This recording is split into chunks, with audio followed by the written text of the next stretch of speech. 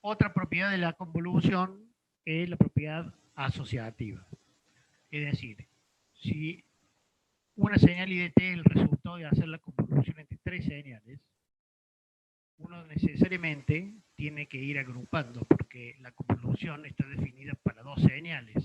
Entonces, una agrupación o una forma de trabajar es la que está acá, donde primero resuelvo una convolución entre la señal X y la señal H1.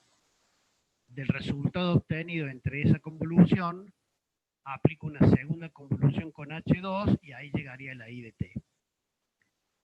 La propiedad asociativa me permite agrupar de manera distinta sin que cambie el resultado. Por ejemplo, primero hacer la convolución de la H1 con la H2 y el resultado de esa aplicarle la convolución con X de T y obtendría la misma respuesta, la misma señal I de T. Como vemos acá, si tendríamos una asociación de dos sistemas lineales invariantes en el tiempo en serie o cascada, un sistema 1 que tiene como respuesta al impulso la que hemos llamado H1 de T, y a continuación un sistema 2 que tiene la respuesta al impulso H2 de T.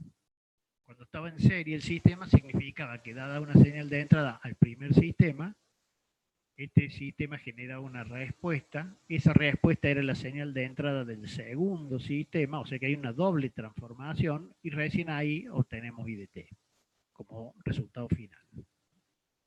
Así como tengo dos, podría tener tres, cuatro, n sistemas. Lo que aplica en este caso, a partir de esta propiedad asociativa, es que uno podría generar un sistema ficticio, digamos así, equivalente a esta sucesión de estos dos sistemas en serie, y en ese sistema ficticio tendría un único sistema en donde para la señal de entrada X de T yo tendría como respuesta el resultado final de la sucesión que es I de T. Para que esto exista, yo debería preguntarme cuál debería ser la respuesta al impulso de este sistema ficticio, o sea, con qué H tengo que hacer la convolución para que X directamente me dé Y, sin pasar por estos estadios intermedios. Bueno, si se fijan, el orden de trabajo, cuando hemos hecho la sucesión en serie, sería como hacer primero la convolución de X con H1, que sería esta agrupación que tendríamos acá. Eso daría como resultado esta primera respuesta. A esa primera respuesta después le hacemos la convolución con H2 y ahí obtendríamos la I de T.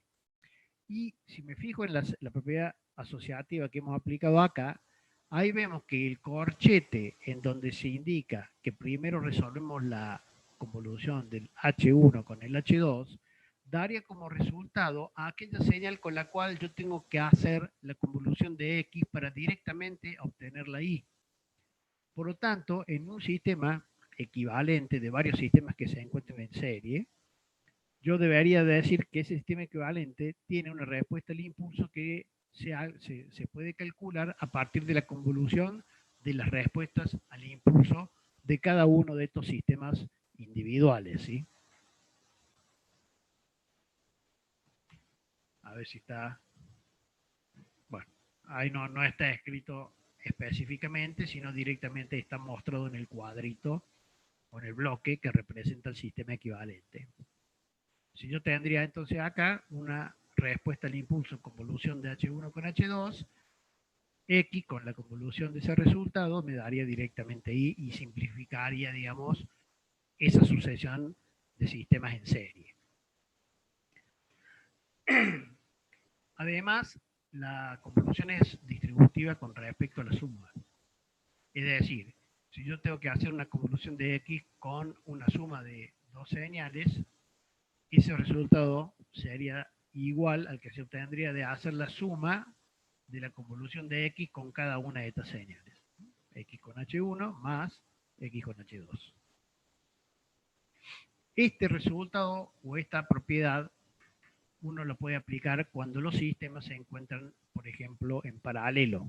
Cuando se encontraban sistemas en paralelo, una misma excitación es aplicada en todos los sistemas. Cada sistema da una una propia respuesta y después cada una de esas respuestas se suma para obtener la respuesta final de la asociación. O sea, cada resultado parcial, por ejemplo, el que saldría del H1 es la convolución de X con H1, es el que sale por este cuadrito, este bloque. La señal que sale desde este bloque es la convolución del X con el H2 y el resultado final es la suma.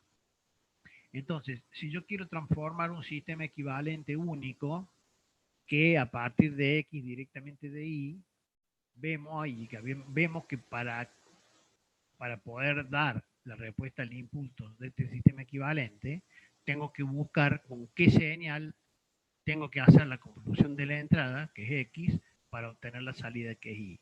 Y a partir de esta propiedad se ve que como esto es igual a esto, yo tengo que la convolución hay que hacerla con la suma de H1 y H2. O sea, en un caso como el de serie, el sistema equivalente se obtiene con las convoluciones de las H, de las respuestas al impulso de cada sistema, y en el caso de que es paralelo con la suma. Bueno, estas son propiedades conmutativa, asociativa y distributiva respecto de la suma de la integral de convolución. O sea, son propiedades matemáticas. ¿Alguna pregunta, chicos?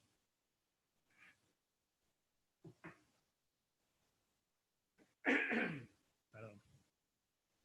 ¿Alguna consulta?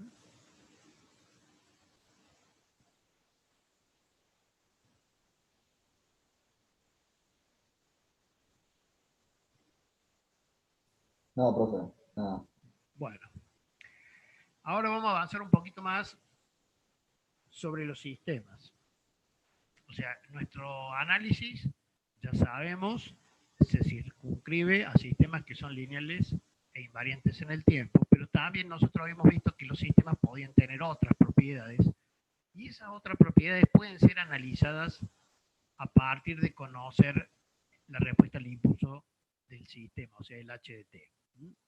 Vamos viendo algunas cuestiones acá que están en el PowerPoint. Al impulso lo llamamos elemento neutro en la convolución, en el sentido de que si yo quiero obtener una respuesta IDT a partir de la convolución de una señal X cualquiera con un impulso unitario, por ejemplo, la respuesta, el resultado sería la integral de menos infinito a infinito de X de tau por delta de T menos tau diferencial de tau, a partir, por ejemplo, de las propiedades del impulso, que acá están a modo de repaso en el cuadrito amarillo, ¿cuál sería el resultado de esta integral si uno se fija en estas propiedades? El valor de la señal X en T menos tau, ¿no? ¿En dónde? T menos tau.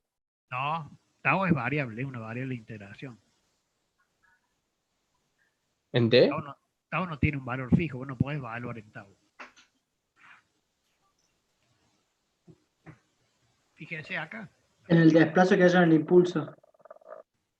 ¿A dónde se encuentra el impulso? En T. El impulso se encuentra en T, que T es constante, porque T es variable, pero es una variable externa al integral. O sea, cuando yo ponga acá I de 5, T vale 5. En cambio, tau va de menos infinito a infinito. ¿Está clara la diferencia? T puede tomar cualquier valor, pero para la integral es un valor fijo. Entonces, el resultado de esta integral quedaría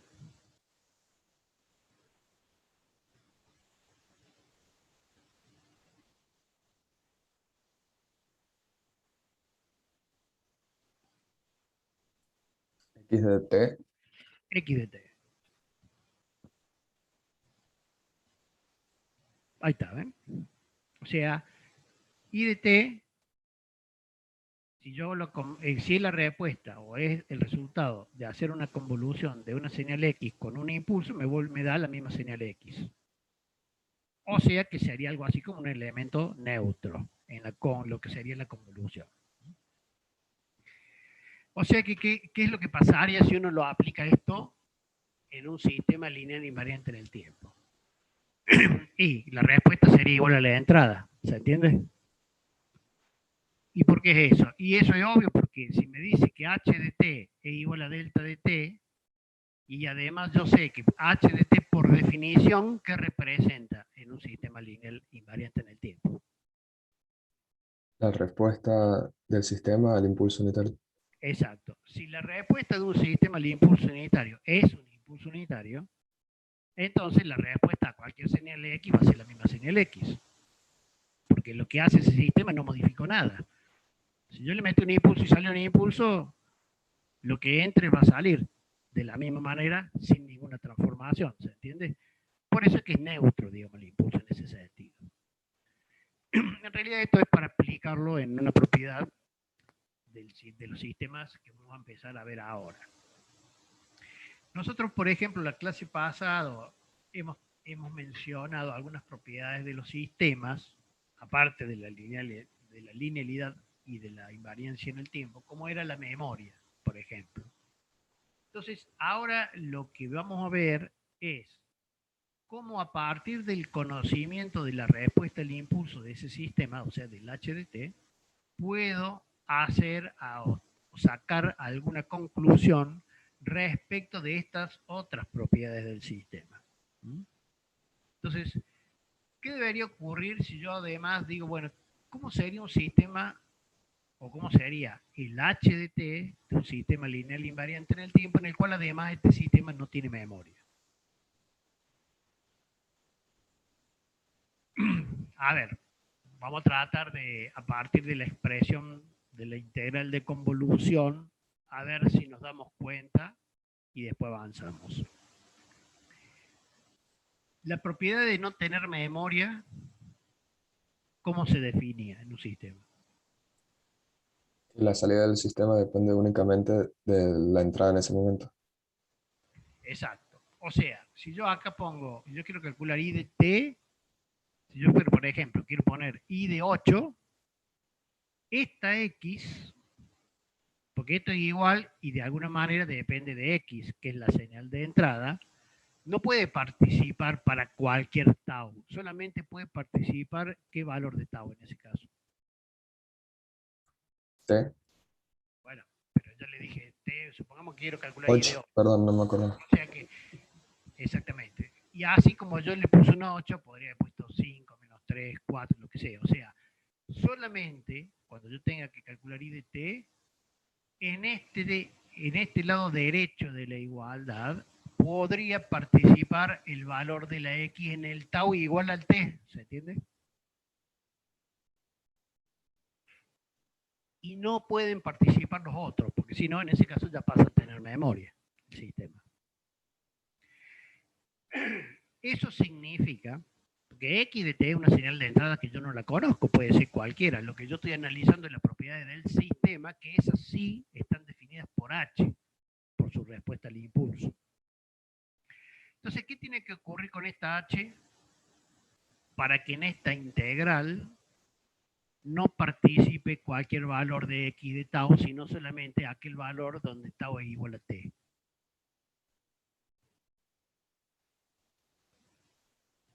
Perdón, profe, ¿me puedes repetir la ¿Era un pregunta? impulso unitario, profe? Oh, pero ya te fuiste. Estoy preguntando algo muy anterior a eso.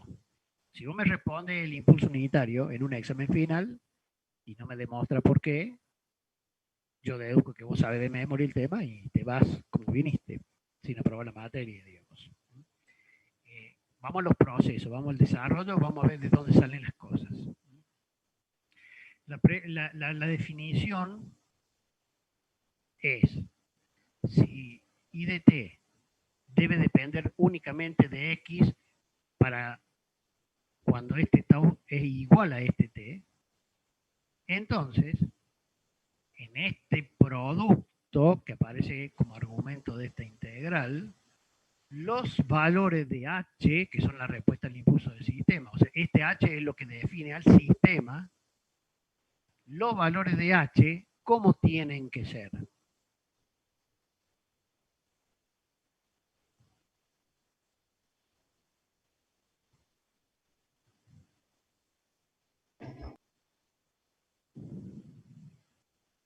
Difícil, ¿no?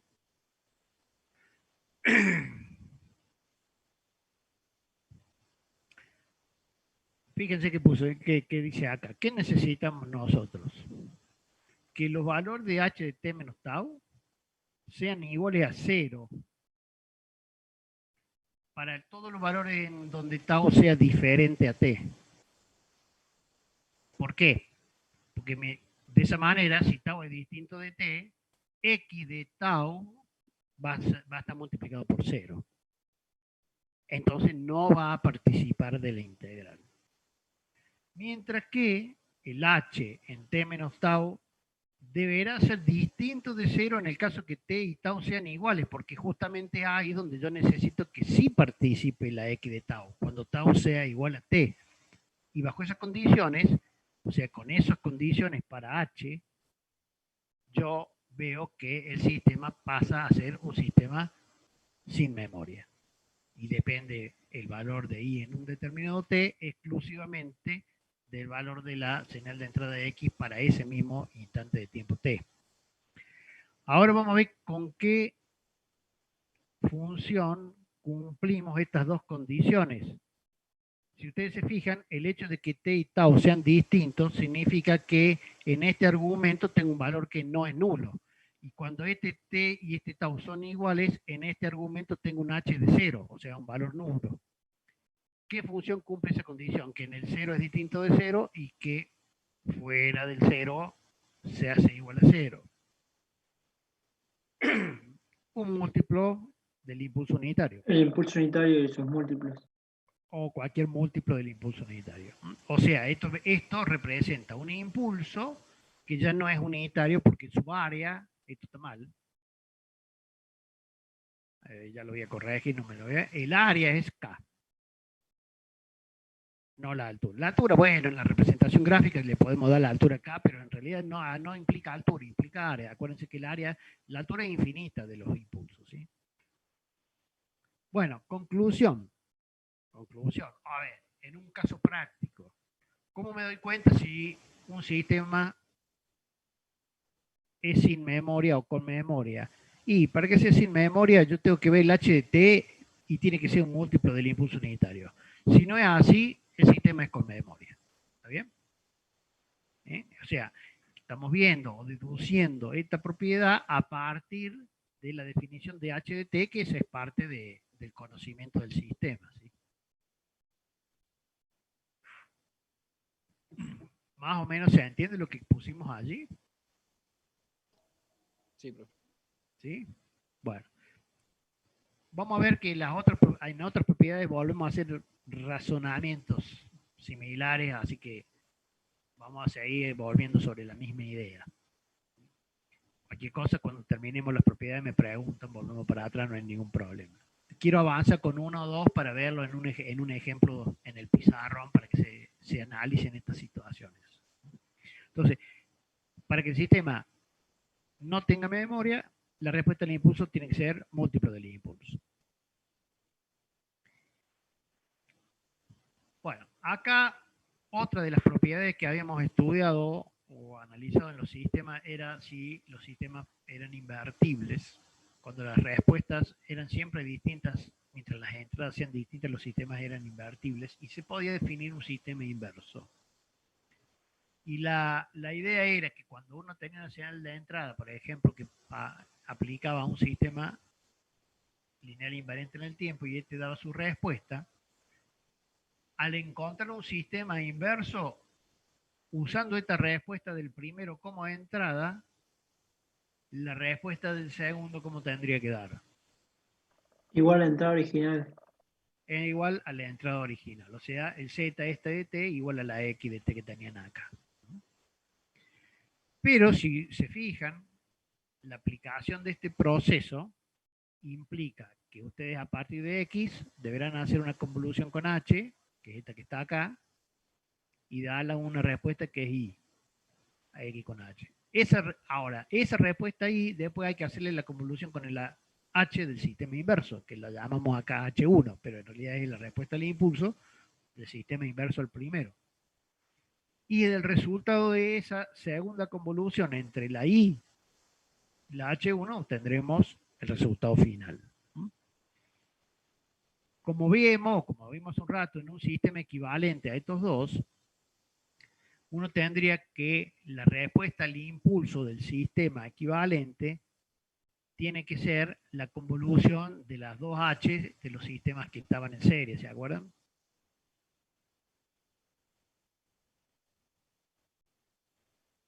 Cuando uno tenía, bueno, lo vuelvo para atrás.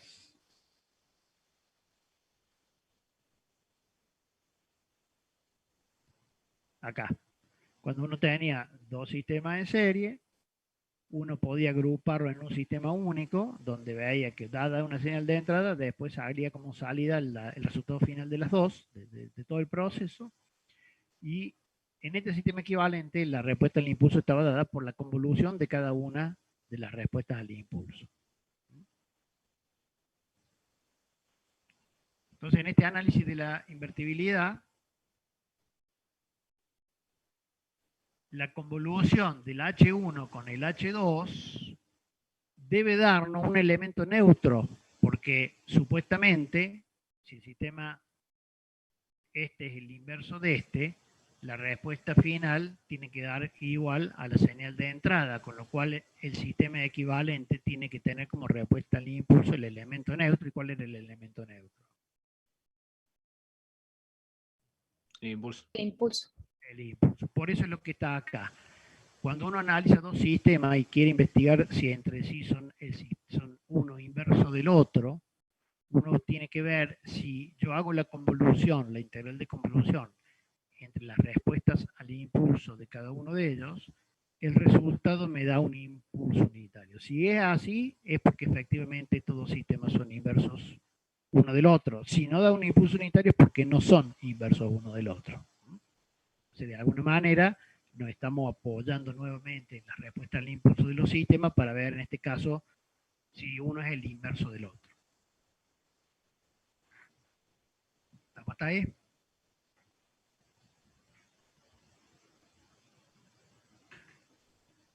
Sí. ¿Sí?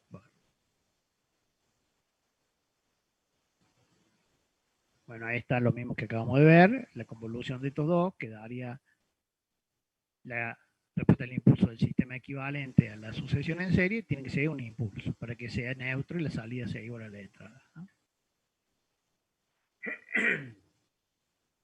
Otra propiedad que habíamos estudiado es la propiedad de estabilidad,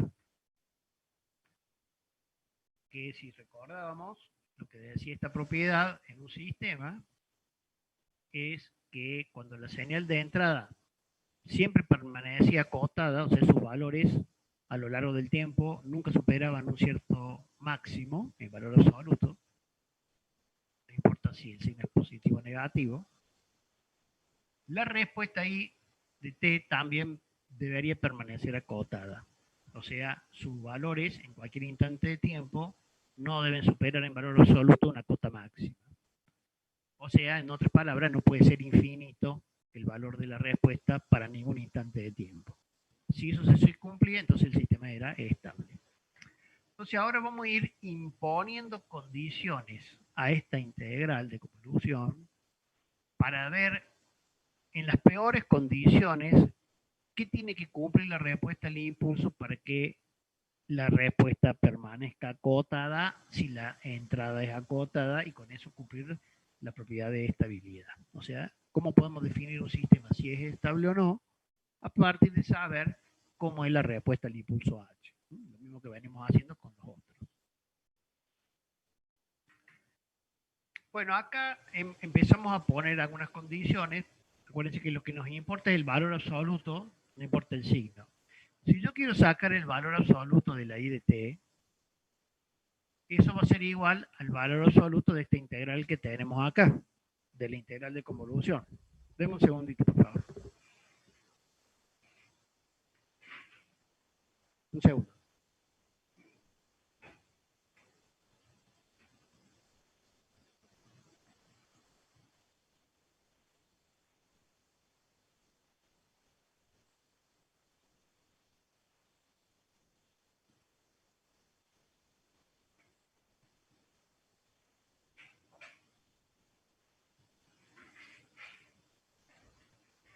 Entonces, fíjense que lo que hicimos acá, yo es como que avanzamos un paso más. el valor absoluto de I de t igual al valor absoluto de toda la integral de convolución.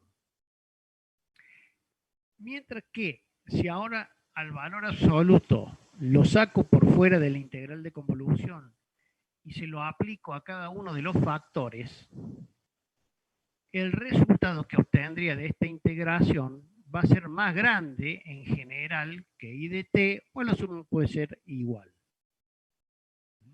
Lo que estamos tratando de ver es cuáles serían las peores condiciones en las cuales se encontraría I de t, o sea, el valor más grande que se podría llegar a encontrar, como para asegurar que más de ese valor no puede pasar. Entonces, con esas condiciones, digamos, veo si tengo o no tengo una cota máxima en la I de t.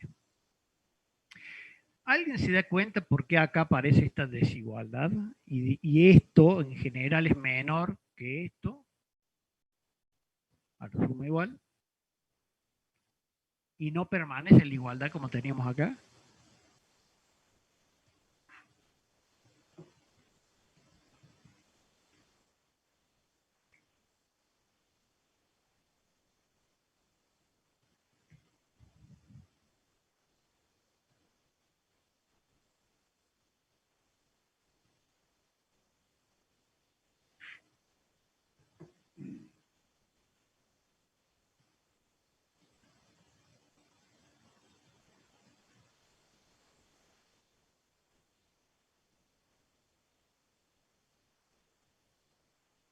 Porque el producto va a ser siempre positivo y en cambio, no, a ver, no. Para mí, profe, no sé, no se me ocurre más, me parece hasta siquiera incorrecto, porque el valor absoluto de un producto es igual al producto de los valores absolutos. ¿No? Porque en este caso vos aplicás el valor absoluto al resultado de la integral para que te dé L, o sea, I de t es igual a toda esta integral. Entonces el valor absoluto de I de t es igual al valor absoluto de toda la integral. ¿Ok? Pero acá yo he trasladado mi valor absoluto no por fuera. Ah, porque lo hace antes de evaluarlo, justamente. A ver, esta integral gráficamente respondería a la superficie o al área que hay debajo de la curva que da este producto, porque este producto da una función, una señal. ¿Está bien?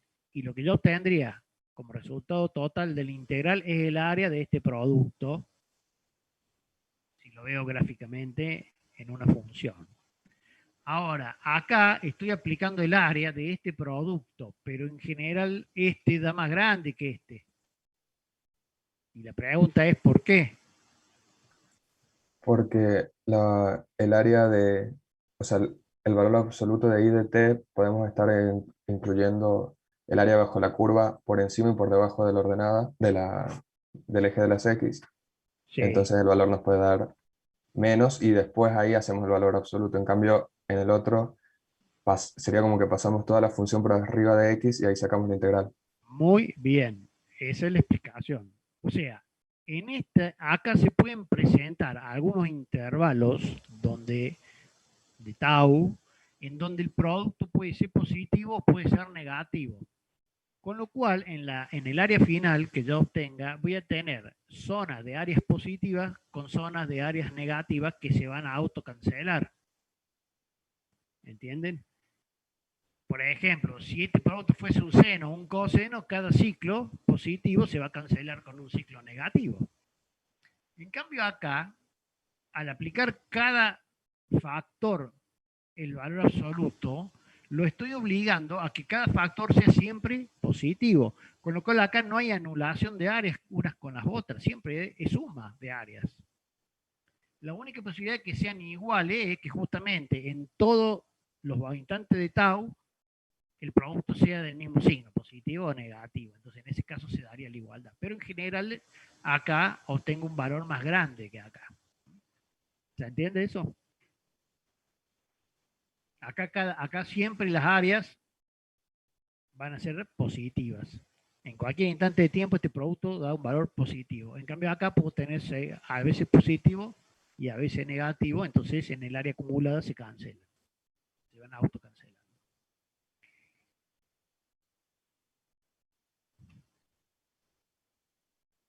Bueno, ahora a partir de esta integral, aplicamos la premisa, o sea, la condición que tiene esta definición de un sistema estable. Decimos, bueno, yo tengo que aplicar en X una señal de entrada que posee una cota máxima, o sea, que yo sé que para cualquier valor del argumento que tenga en la variable independiente, nunca esta X sea más grande que beta.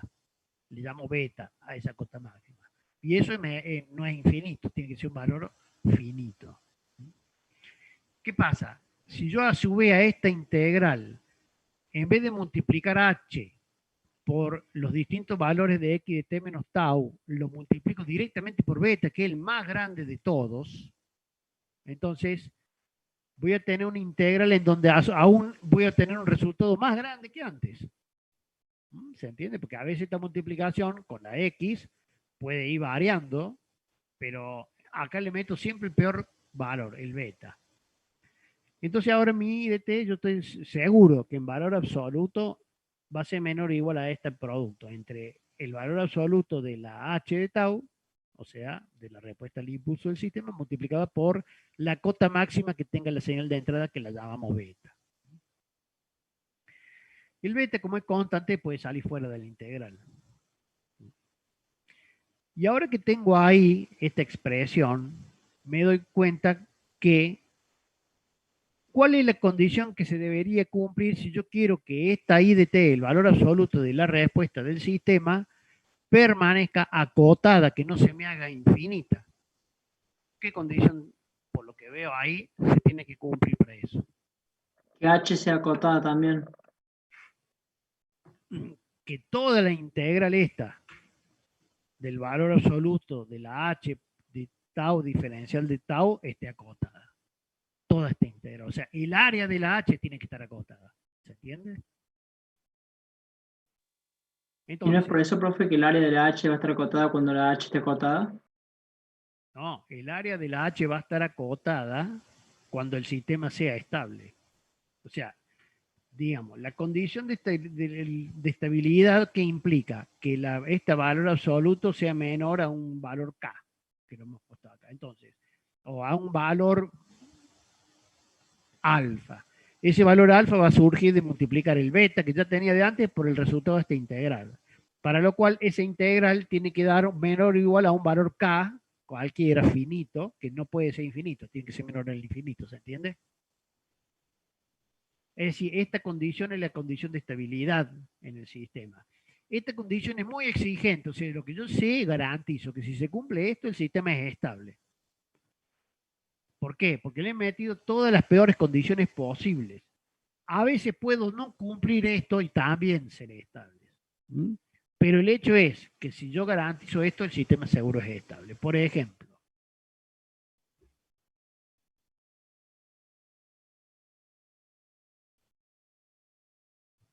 vamos a ir viendo algunos casos.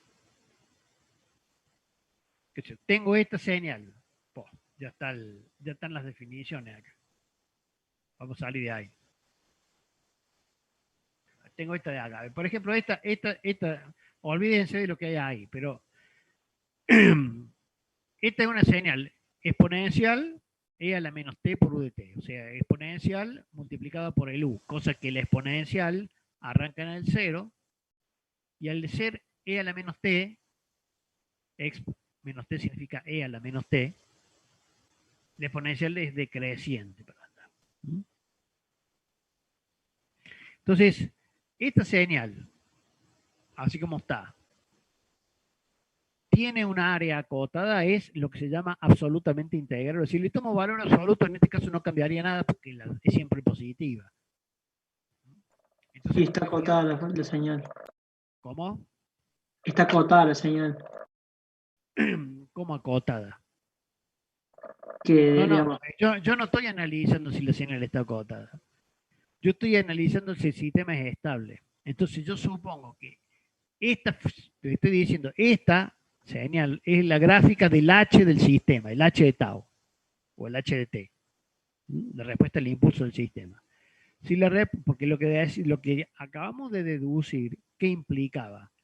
Que para que el sistema sea, digamos, si yo veo que la h de t, la respuesta al impulso de un sistema, es absolutamente integrable, eso significaba que su integral de menos infinito a infinito, o sea, su área bajo la curva, está acotada, tiene que ser menor a infinito. Y entonces, si yo veo el área de esta curva, ¿es un área infinita o es un área acotada y finita?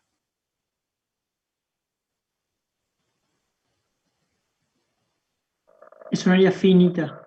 Es un área finita. Entonces, ese sistema es estable. Si el área es finita, el sistema seguro que es estable. Por ejemplo, acá, que si cualquiera de estas, si esta es una h de t, ¿el área es finita o es infinita? También es finita. También es finita, el sistema es estable. Ahora, por ejemplo, acá, volvemos a lo anterior, a ver. Si en vez de acá la multiplicación fuese no por u de t, sino por u de menos t, o si yo sacara la u esta de acá, que directamente me quedo con la exponencial sola, sin multiplicarla por el escalón unitario. ¿Cómo queda la función en ese caso? Una función exponencial, digamos que... Claro, o sea, esto se va así para el infinito negativo, ¿se entiende? Entonces, sigue siendo estable el sistema cuando el h de t ya no tiene más el escalón multiplicado por la exponencial. No. Ahí no, porque ahí el área se hace infinita. ¿Se dan cuenta? Y ahí ya, si el área es infinita, en general no es estable. Les vuelvo a repetir, no está garantizado eso.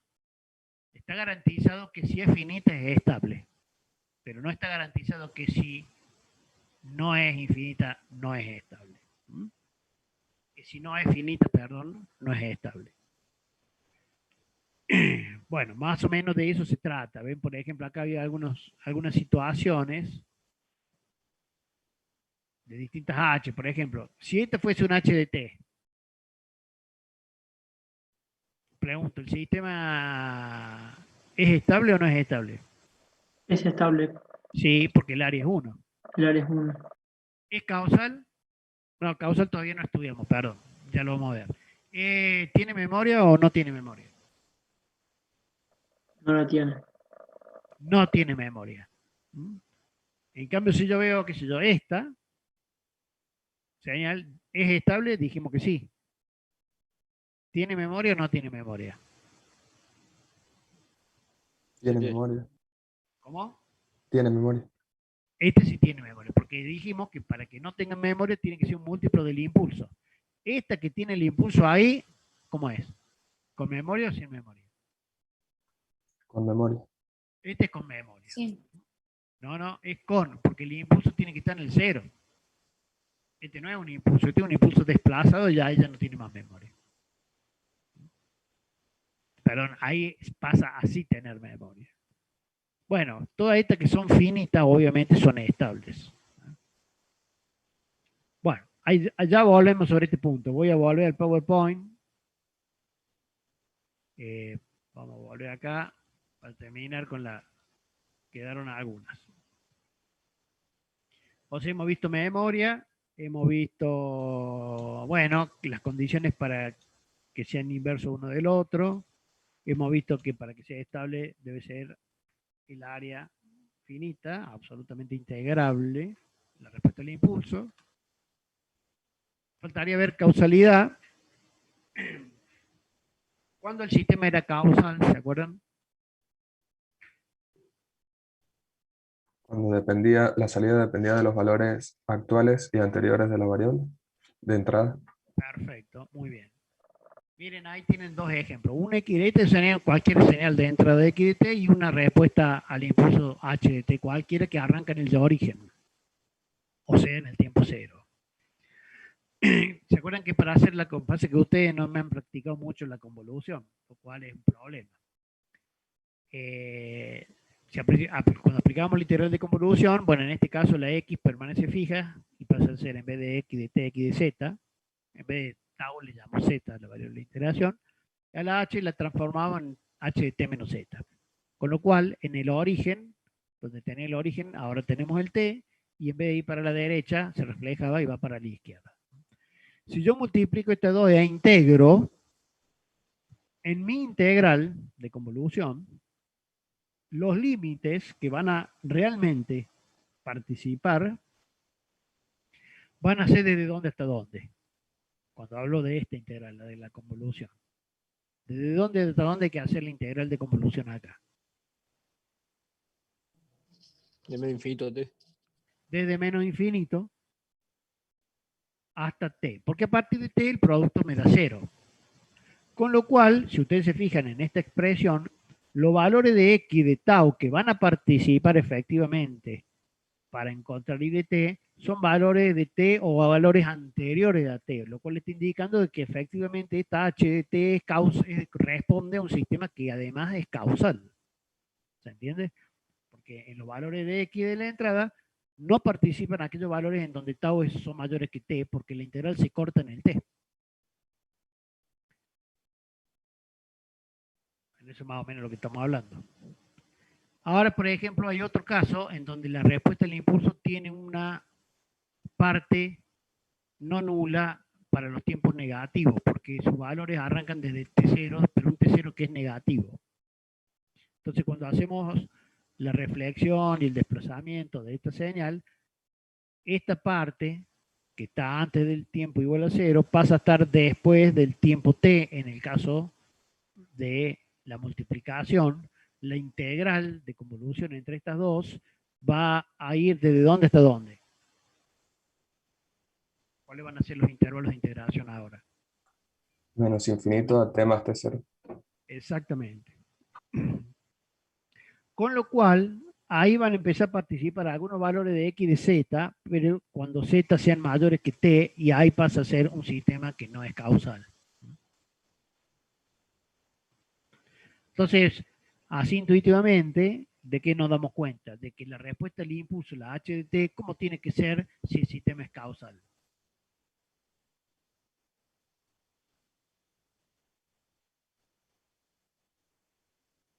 ¿Mm?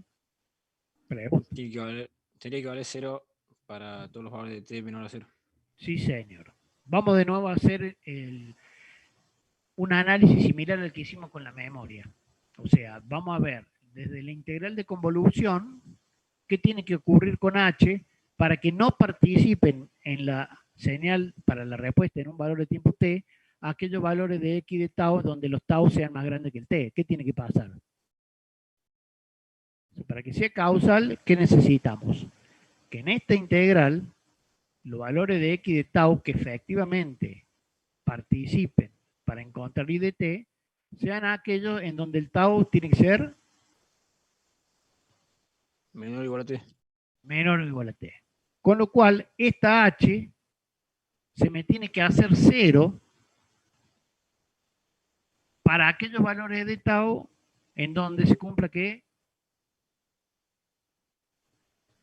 t sea menor a 0. no, porque este el h, estamos hablando de, a ver, estamos analizando esto. A ver, si yo tengo acá i de 5, ¿estamos? I de 5. ¿Puede participar el x de menos 3 en un sistema causal? Sí. Sí, o sea, tau puede valer menos 3. ¿Puede participar un valor de x de 4? Sí. Sí, Tau puede valer 4. ¿Y de 5? También. sí, ¿Y de 6? no, No, entonces en el 6 yo necesito que mi h se haga 0. ¿Para qué? Para que me lo anule, que no me lo deje participar. Entonces, ahora digo, ¿cómo tiene que ser h? ¿Cuándo h tiene que darme 0? Cuando tau sea mayor que t. Cuando el tau quiera ser más grande que t.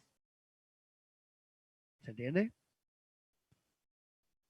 O sea, vamos acá. Yo necesito que el h de t menos tau sea 0 cuando tau sea más grande que t. Cuando tau es más grande que t, ¿qué pasa acá? ¿Qué me da como este argumento? ¿Qué número da? ¿qué tipo de valor voy a tener en este argumento si tau es más Negativo. grande que t? Y va a ser negativo. O sea, lo que estoy diciendo que el h tiene que ser 0 para un argumento negativo. O sea, es lo que está acá. El h de t debe ser 0 si en el argumento que esté tengo un número negativo. Y puede ser no nulo si es un t positivo. ¿Está bien eso? ¿Lo que me entiende más o menos? Es lo mismo que hicimos con la memoria. Tenemos que ver cómo tiene que ser el h, cuándo se me tiene que hacer 0, para que participen o dejen de participar algunos de los valores de la entrada. A ver si hay algo más. Bueno, no, ya está, terminó ahí. Listo. O sea, si me voy al pizarrón de nuevo, por ejemplo. A ver, esto es un sistema causal. Si la respuesta al impulso de un sistema tiene esta figura, ¿es un sistema causal? Sí, Sí. ¿Por qué? porque los valores de t negativo vale 0 la función. Sí. Este, bueno, póngale También. que sea, no le presten atención a los rótulos, presten También, atención solamente a la figura. ¿eh? Mi H ahora pasa a ser esto. ¿Es causal o no es causal? Sí. Sí, Sí, es causal. Entonces, ahí puedo decir que es causal, puedo decir que es estable. ¿ah? Este es causal o no es causal si yo tuviese esa H. no, porque tiene valores para -1, bien. Claro, este no es causal porque acá tengo una zona no nula para tiempos negativos. Entonces, todos estos elementos hacen que en la convolución, para valores de t hasta t más 1, voy a hacer que la señal de entrada puede participar, ¿me entienden? Bueno, lo mismo acá, porque este no es causal. ¿Es estable esto? Si un sistema tiene esta respuesta al impulso, ¿es estable? Sí. Sí, ¿por qué? Porque su área, aunque lo tome en valor absoluto, es finita. O sea, es absolutamente integral. ¿Es causal? No. No, No no, es, no es causal, porque acá hay una zona con tiempos negativos donde no es nula. Donde es no nula, perdón. Bueno, en cambio este, por ejemplo, este que está acá es causal. Si tuviese esta sí. HT, ese sí sería causal. Bueno, básicamente eso es un poco lo que estamos viendo hoy. Hemos visto propiedades de la convolución y propiedades de los sistemas a partir del análisis de la respuesta al impulso. Bueno, lo que yo quiero ahora es tratar de que, lo que más me interesa a mí, que ustedes avancen con el tema de la parte práctica en la integral de convolución, porque sé que es un temita que, que no es fácil, tampoco imposible, pero no es fácil. O sea que donde pueden necesitar un poco de ayuda.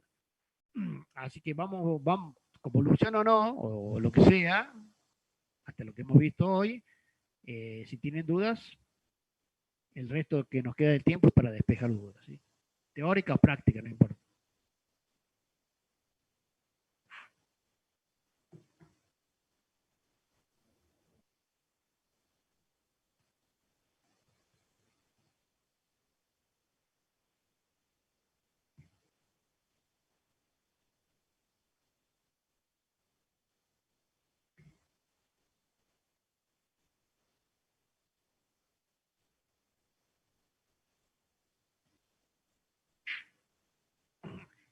¿Se han puesto a trabajar o no se han puesto a trabajar nada con el tema de la parte práctica? sí, profe, a mí no me dio el D. Me dio el D ¿Cómo? a mí no me dio el D ese que había subido un video explicando el año pasado.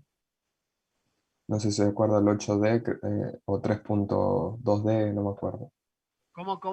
No te escucho bien, discúlpame. Que el ejercicio ese que había subido usted un video explicativo a YouTube no me salió, me coincidió la primera parte y a partir de ahí no me coincidieron más. Me Capaz coincidía que el lo hice tema. mal.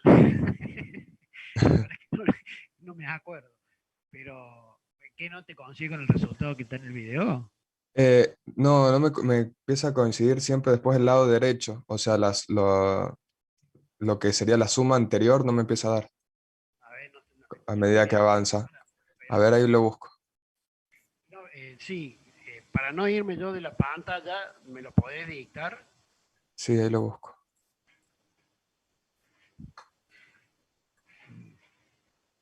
Uy, a ver, vamos a tener un problema. X de t es igual a e elevado a la menos 2t Sí. por un escalón unitario de t más 2, Ah, buen tema. Bueno. más después e elevado a la 3t por un escalón Perdón, unitario. el H de T. No, no, no, todavía con X de t. Ah, bien, más. E elevado a la 3t por el escalón unitario de menos t más 2.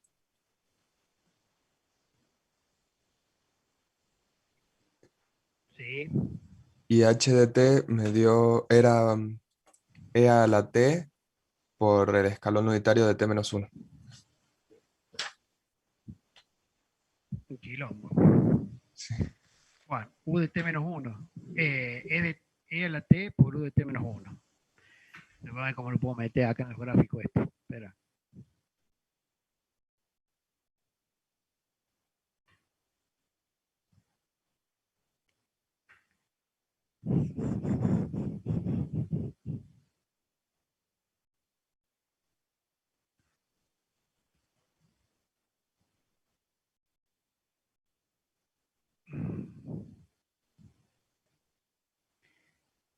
Hay uno que arranca en el U, en el menos 2. Y así es decreciente, ¿sí? Es como este, digamos así. Arranca por ahí.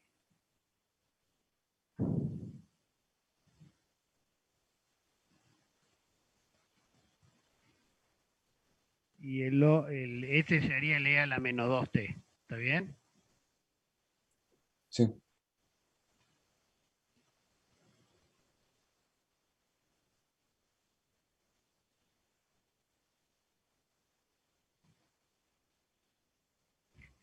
Hay muchas formas de encararlo este ejercicio. Bueno, y después les tenés que sumar una parte que arranca en el 2 positivo, pero se va para el otro lado. Claro.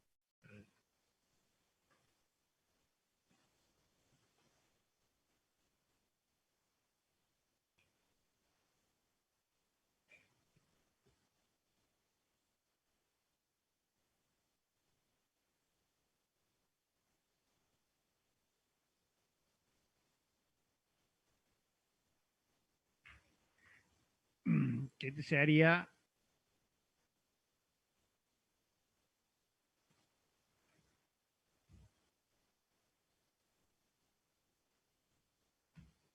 tres t. ¿Estamos hasta ahí? Sí, Ese sería X de T. ¿Qué pasa? Tenés, digamos, acá tenés la señal que desde menos infinito hasta menos 2 vale E a la 3T. ¿Sí? Desde 2 hasta infinito positivo vale E a la menos 2T. Y entre el menos 2 y el 2 es la suma de las dos. ¿Está bien?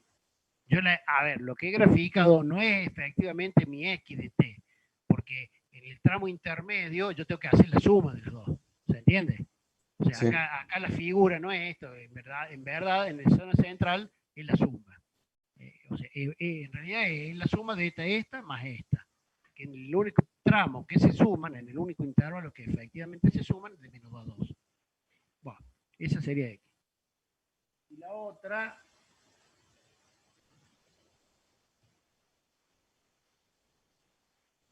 es E a la T por U de T menos 1, la otra.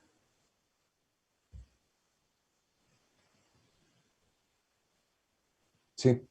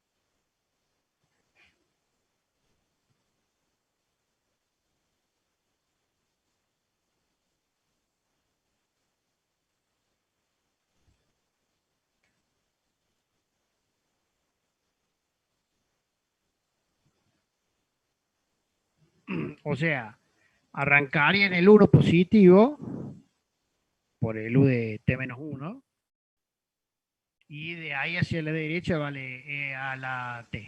¿Estamos hasta ahí? Más o menos. ¿Aló? Sí, ¿Estamos? Bueno. sí, sí.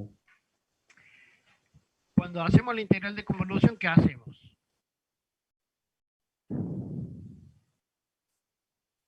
Hago el cambio de variable eligiendo una.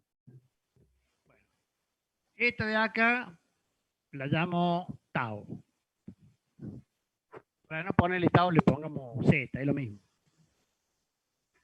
Para simplificar un poco. Este va a ser z. Este va a ser z. Este va a ser z. Bueno. Y acá vamos a tener z como variable. ¿Está claro? No hace falta que la... Bueno, pongo. Sí, sí, se entiende.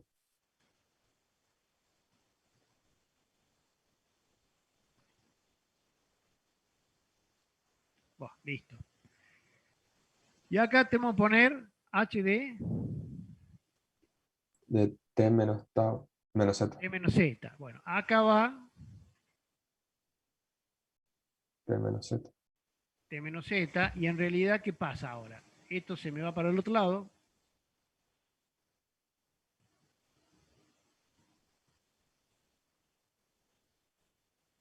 Y esto, vamos a desplazarlo un poquito para que no quede ahí.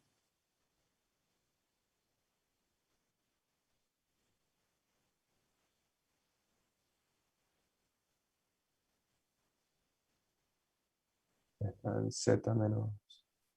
En t menos 1. Sz,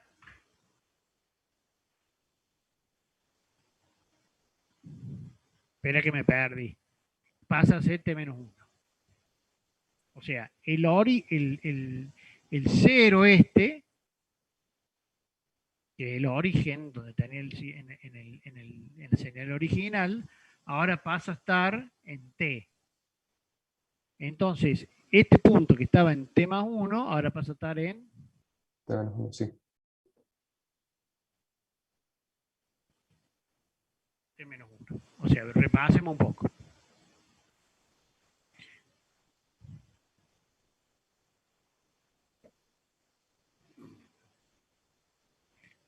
A la x de t la transformé en x de tau, a la h de t la transformé en h de t menos tau, t menos z. Entonces, donde yo tenía una e a la t, ahora tengo una e a la t menos z. Y donde tenía el origen, ahora tengo t. Y la señal, que empieza a ser no nula, una unidad de tiempo a la derecha del origen, ahora empieza a hacerlo a la izquierda, una unidad de tiempo, que sería el t menos 1 este que está acá. Bueno, y acá se te presentan las distintas situaciones o los distintos intervalos de integración que vos tenés que tomar. Uno sería...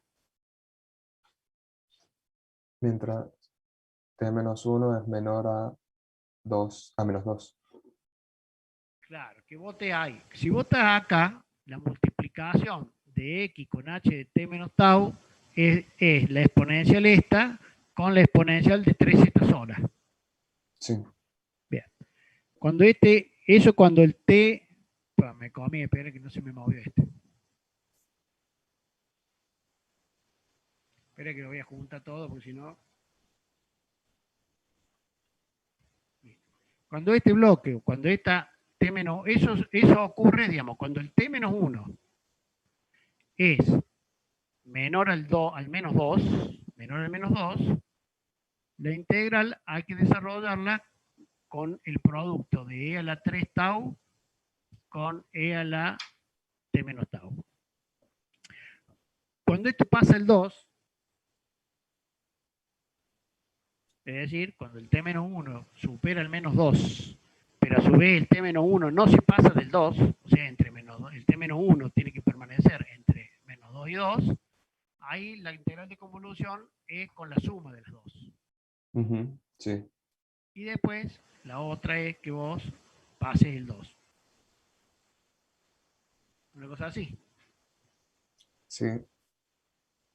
Bueno, el tema acá, bueno, son tres intervalos distintos, o mejor dicho, 3 intervalos donde la expresión de la respuesta te va a dar diferente. Porque acá solamente, acá se van acumulando, o sea, acá vas a tener, por ejemplo, vos podés hacerlo, por eso te digo, hay varias formas de hacerlo. Ahí vos podés integrar el producto de esta con la exponencial que va con ella la 3z, desde menos infinito hasta 3, hasta 2, más la integral desde menos 2 hasta el t menos 1 del producto con la otra, con la exponencial negativa menos tau, menos 2 tau y esta. ¿Te das cuenta? Sí. Vamos a la duda tuya. ¿Dónde estaba tu duda? Y después vamos a ver si... A mí me sale bien el primer intervalo. Yo hice como lo explicó al principio, que empiezo de izquierda a derecha. Me da bien el primer intervalo, hasta menos 2. Pero después, Sí. cuando hago el segundo, me da distinto. Me consigo una parte, pero la parte, Para, ahí ya no te da igual. claro, y Bueno, a partir de ahí ya no me da igual. vos acá, yo ahí, yo te digo cómo lo resolvería yo, después vos decime cómo lo quieras. Como yo la tengo diferenciada acá, a la X está separada en los dos términos. O sea, vos sabés que puedes distribuir y en vez de hacer la suma de las integrales individualmente. Claro, sí, sí, En vez sí. de hacer la integral de las... Bueno. Entonces, yo haría una integral que va desde menos infinito hasta el t menos 1, ¿sí? Con el producto de la exponencial t menos tau con la exponencial 3 tau. ¿Lo entendés eso o no? Sí, O sea, hace de cuenta que esta no existe. sí, sí, sí. Bueno. Y después le sumo la integral del producto de la exponencial menos tau con esta de t menos tau desde el menos 2 hasta el t menos 1. Y con esa, con esa suma me da. Ya sé dónde me puedo haber equivocado. Sí, claro, no. Ese es el, para mí, ahí viéndolo ahora así de, sería como la más fácil. ¿Cuál es la otra opción? Y bueno, la otra opción es de decir, bueno, de menos infinito hasta menos 2 tomo esta sola. Y después de 2 hasta t menos 1 tomo la suma. Claro, eso hice yo y ahí me debo haber Claro. confundido, capaz. O sea, te tendría que dar igual. Claro, pero me debo haber confundido, es más, capaz que es más difícil Puede integrar haber así. alguna confusión, no sé, fíjate si en el video está todo desarrollado, la parte numérica también. Pero si vos te pasas para el otro lado, si vos haces el mismo análisis que hicimos recién, ¿qué cambiaría? Que por un lado la exponencial 3 tau con la exponencial t menos tau la aplicarías entre menos infinito y 2 ahora. Ujú. Y la otra, el otro producto de la menos 2 tau con la t menos tau lo aplicarías entre el menos 2 y el t menos 1. Sí, ahí está. Entonces ahí cubrirías todo, las tres cosas. Esa es otra forma de hacerlo, pero bueno, numéricamente debe dar igual el resultado, ¿no? Sí, me debo haber equivocado en algo. Lo que pasa es que vos agregás, ahí estás agregando intervalos de integración al cohete, ¿me entendés? Ujú. O sea, vos estás particionando, ponerle esta exponencial y la cortas ahí al cohete, porque después la tenés que volver a tomar en el otro tramo que te falta. Sí, porque después la cortaba de vuelta en el de menos 2 a 2, igual hacía distributiva del integral, entonces ya me quedaban 3 integrales para el segundo, Claro, y pero lo así, podés y con poner 4 para el... directamente, claro, pero lo podés poner directamente en una y no la corta a la función. La corta, digamos, viéndola, pero tenés que tener el dibujito viéndolo separado, te das cuenta más fácil. Claro, sí. Porque si lo ves todo junto, es medio como que no es tan fácil de darse cuenta. Bien. Bueno, pero no es un ejemplo muy didáctico, porque justamente es un ejemplo complicado, digamos, para encarar el inicio del aprendizaje del tema. Pero bueno, básicamente acá se tiene que dar cuenta de que hay que diferenciar 3 situaciones posibles, o sea, las respuestas al impulso no van a ser la misma entre t-1 menores que menos 2, entre t-1 entre menos 2 y 2, y entre t-1 mayores que 2. Son esas 3 situaciones donde ya cambian los factores de la integración, ¿sí? Y la otra cosa que hay que tener en cuenta en este ejercicio es que cómo afecta a la expresión matemática, cómo afecta el t menos tau, el desplazamiento y que esta exponencial que tiene acá como ELAT, que era original, ahora pasa a ser ELA T menos tau de esta forma. Bueno, Ahí está, sí, perfecto. Sí, es o que sea era el único que no me había que salido de esos y justo era el que había dicho que costó, que les había costado el año vos pasado. cambiaste en el exponente la T por T menos tau, o sea que aquí te queda dos exponenciales en realidad. Sí, Bueno, listo. sí, perfecto, gracias, profe. Está. Bueno, esta duda no sé si ayudó mucho porque no creo que muchos se hayan puesto a estudiar hasta acá. Si hay algún otro chico que tenga alguna otra consulta.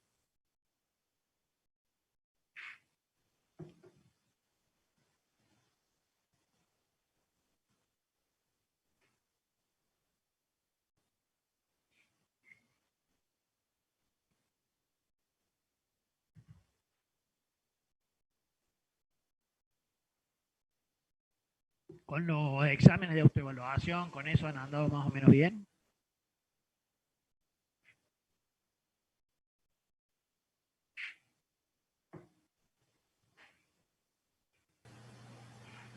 Son muy útiles. No escuché, hola. Hola. No, decir que los exámenes esos son muy útiles para poner a prueba a ver qué tal nos va. Sí, yo creo que son útiles en tanto y en cuanto ustedes vayan avanzando con el estudio de manera, digamos, paulatina. O sea, porque si no, ponerse así como un ejercicio más, no le va a aportar nada, como evaluación, no aportaría nada. O sea, la idea es que lo estudien el tema antes de hacer la autoevaluación, para que la autoevaluación justamente los ponga en la situación problemática sin que estén estudiando, tratando de resolverlo como en un parcial. Pero bueno, todo ayuda, obviamente. La de, como les decía, la de convolución va a estar para la semana que viene. La semana que viene vamos a empezar ya con otra unidad, o sea que este tema ya lo vamos a dejar como medio cerrado. Cambia, digamos, totalmente el paradigma de lo que venimos trabajando, así que traten de ir cerrándolo, por favor. Me pareció, hay un tema que leí en el chat, a ver, déjeme porque lo cierro y lo abro.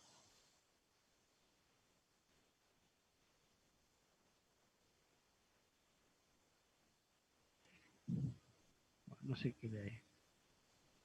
Ah, que alguien me plantea que hay otra clase en ese horario de las 9:30, del día de que tienen el práctico. ¿Usted tiene práctico el jueves o el viernes? No me acuerdo. Los Jueves. jueves. El jueves. Sí, tenemos el práctico el jueves y antes tenemos de 8 a 10:30 diseño de sistemas. Bueno,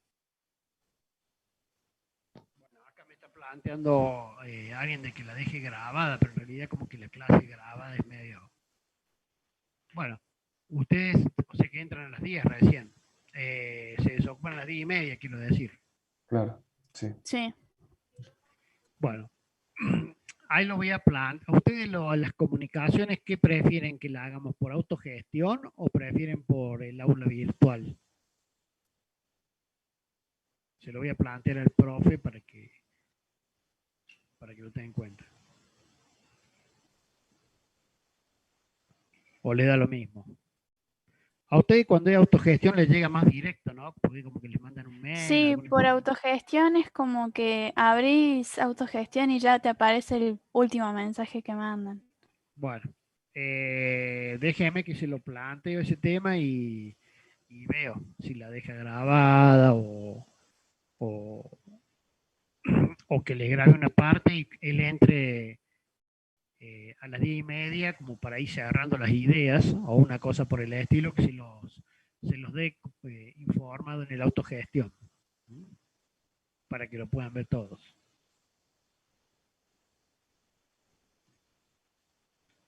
Es un problema de, digamos, es simple, pero es de fuerza mayor, es con el tema de una cirugía, por eso es que no es una cuestión de salud, por eso no podemos hacer intervención, salvo que, bueno, si se complica demasiado, ya buscaremos la forma de hacer un reemplazo.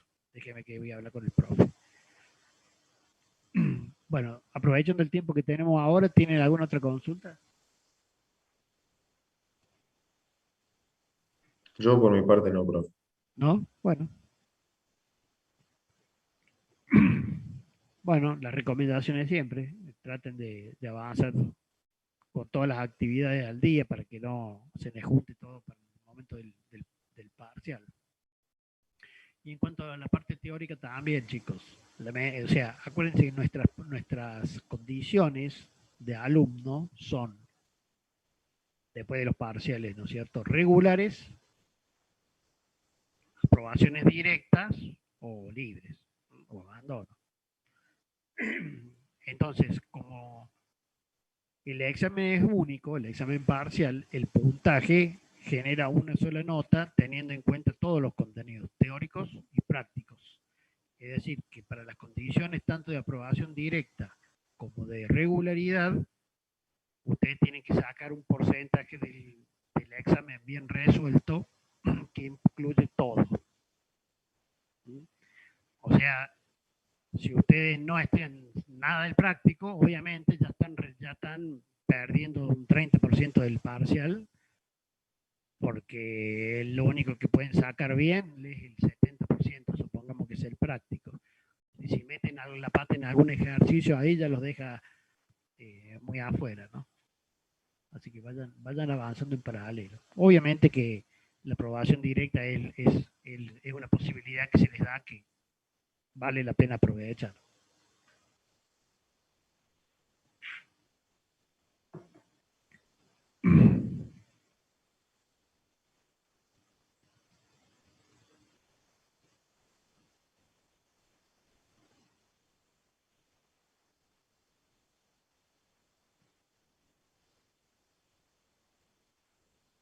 Sí, o sea, ahí estoy viendo en un chat, la aprobación directa es con el 8, con la nota mínima 8, que es lo que se obtiene, creo que era, no me acuerdo si era 77%, 78%, una cosa así, el porcentaje que adoptó el Departamento de Sistema en forma generalizada para todas las cátedras.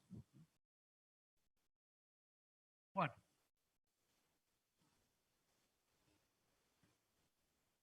Pregúntenme, y si no, bueno, daremos por concluida la clase y queda pendiente que les informe el profe práctico por autogestión cómo resolvemos lo de la clase del práctico.